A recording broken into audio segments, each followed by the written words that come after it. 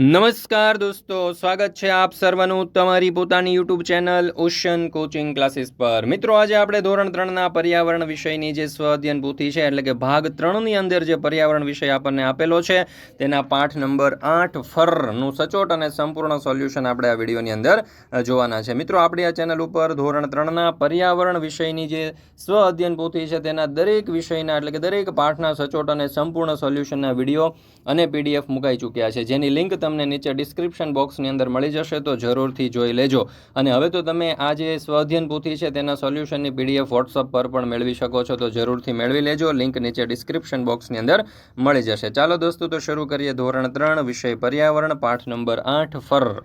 એમાં છે પ્રશ્ન નંબર 1, પ્રશ્નોના જવાબ લખો। પહેલો સવાલ, તમારી આસપાસ કયા કયા પક્ષીઓ જોવા મળે છે? તો જવાબ આવશે કે મારી આસપાસ ચકલી, કબૂતર, પોપટ, હોલો જેવા પક્ષીઓ જોવા મળે છે। બીજું, કયું પક્ષી આપણી નકલ કરી શકે છે? તો પોપટ આપણી નકલ કરી શકે છે। ત્રીજું, તમે ચકલીનો માળો ક્યાં ક્યાં જોયો છે? તો મેં ચકલીનો માળો ઝાડ પર, ઘરમાં અને ચકલી ઘરમાં જોયો છે।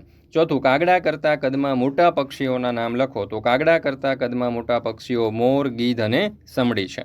પાંચમું, પોપટ કરતાં મોટી પૂંછડી ધરાવતા પક્ષીઓના નામ લખો। તો પોપટ કરતાં મોટી પૂંછડી ધરાવતા પક્ષીઓ મોર અને મરઘી છે। છઠ્ઠું, તમને કયા કયા પક્ષીઓના પીછા ગમે છે? તો મને મોર, કબૂતર, ચકલી અને મરઘીના પીછા ગમે છે। સાતમું, કયા પક્ષીનો અવાજ તમને સૌથી વધુ ગમે છે?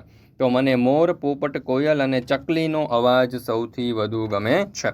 મિત્રો, ધોરણ 3થી 10ની નવી સ્વ અધ્યયન પોથી 2025-26ની જે છે તે આવી ચૂકી છે, અને આ સ્વ અધ્યયન પોથીના તમામ વિષયના કલરફુલ સોલ્યુશનની જો પીડીએફ તમારે જોઈતી હોય અને એ પણ વોટ્સઅપ પર, તો અહીંયા નંબર આપેલો છે 7046222254। આ નંબર ઉપર તમે કોન્ટેક્ટ કરી સંપર્ક કરીને મેળવી શકો છો, અથવા તો આપણી એપ્લિકેશનનું નામ છે ઓશન કોચિંગ ક્લાસીસ। આ એપ્લિકેશન ડાઉનલોડ કરી અહીંયાથી પણ તમે આ સોલ્યુશનની પીડીએફ મેળવી શકો છો।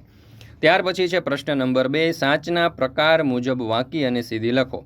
પોપટ, તો એની ચાંચ વાંકી હોય છે, કાબરની સીધી હોય છે, લક્કડખોદની પણ સીધી હોય છે, સમડીની વાંકી હોય છે, કબૂતરની સીધી હોય છે, ગીધની વાંકી હોય છે, કાગડાની સીધી, ચકલીની સીધી અને મોરની પણ સીધી। ત્યાર પછી છે પ્રશ્ન નંબર 3, પ્રશ્નોના જવાબ લખો। એમાં પહેલો સવાલ, કાળો રંગ ધરાવતા પક્ષીઓના નામ લખો। તો કાળો રંગ ધરાવતા પક્ષીઓમાં આવશે કાગડો, કોયલ, કાકા કૌવા અને શામલી। પાળી શકાય તેવા પક્ષીઓના નામ, તો કબૂતર, ચકલી, પોપટ અને મોર। ત્રીજું, તમારી આસપાસ જોવા મળતી વાંકી ચાંચવાળા પક્ષીઓના નામ લખો। તો એમાં આવશે પોપટ, ગીધ, સમડી અને બાજ।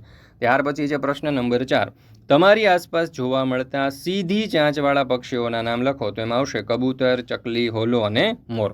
ત્યાર પછી છે પ્રશ્ન નંબર 4, મનગમતા પક્ષીનું ચિત્ર દોરો અને તેમાં રંગ પૂરો। તો મારું મનગમતું પક્ષી મોર છે, તો અહીંયા મેં મોર દોર્યો છે અને તેમાં રંગ પણ પૂર્યો છે। તમે પણ આ રીતે મોર દોરી શકો છો। મિત્રો, આ સ્વ અધ્યયન પોથીનું સોલ્યુશન જે છે પર્યાવરણ વિષયનું પાઠ નંબર 8નું, જો તમને પસંદ આવે તો લાઇક કરવાનું ભૂલશો નહીં, અને તમારા દોસ્તો મિત્રો સુધી પણ આ સોલ્યુશનની પીડીએફ અવશ્ય શેર કરી દેજો। આપણી એપ્લિકેશન ઉપર પીડીએફ મુકાઈ ચૂકી છે, પીડીએફમાંથી તમે ખૂબ સરળતાથી આ દરેકે દરેક પાઠ જે છે તે લખી શકશો, તો જરૂરથી દરેક મિત્રોએ મેળવી લેવો।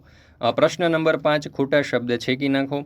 એમાં પહેલું, પોપટને મરચાં કે કેળા ભાવે? તો મરચાં ભાવે એટલે કેળા ઉપર છેકો। બીજું, લક્કડ ખોદ લાકડાને ખોદીને કે કાપીને ઘર બનાવે? તો ખોદીને બનાવે એટલે કાપીને ઉપર છેકો। પોપટની કે કાગડાની ચાંચ વાંકી હોય? તો પોપટની વાંકી હોય એટલે કાગડા ઉપર છેકો આવશે।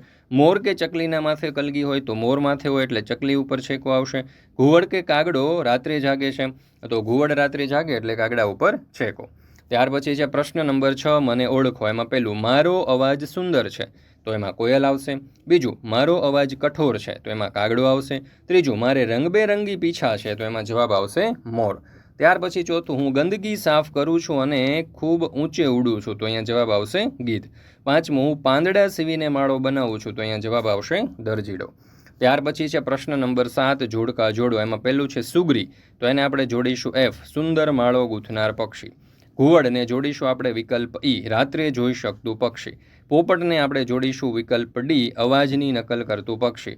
મોરને આપણે જોડીશું વિકલ્પ C, રંગબેરંગી પીછાવાળું પક્ષી। અને કબૂતરને આપણે જોડીશું વિકલ્પ A, શાંતિપ્રિય પક્ષી।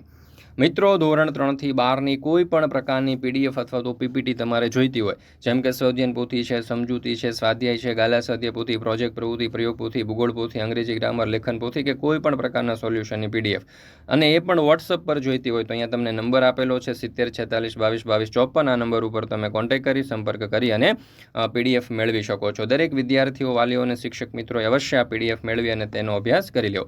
મિત્રો, આ ધોરણ 3ની પર્યાવરણ વિષયની સ્વાધ્યાયન પોથીનો પાઠ નંબર 8 જો તમને પસંદ આવ્યો હોય તો લાઇક કરવાનું, તમારા મિત્રો સાથે શેર કરવાનું અને સરસ મજાની કોમેન્ટ આપવાનું ભૂલશો નહીં.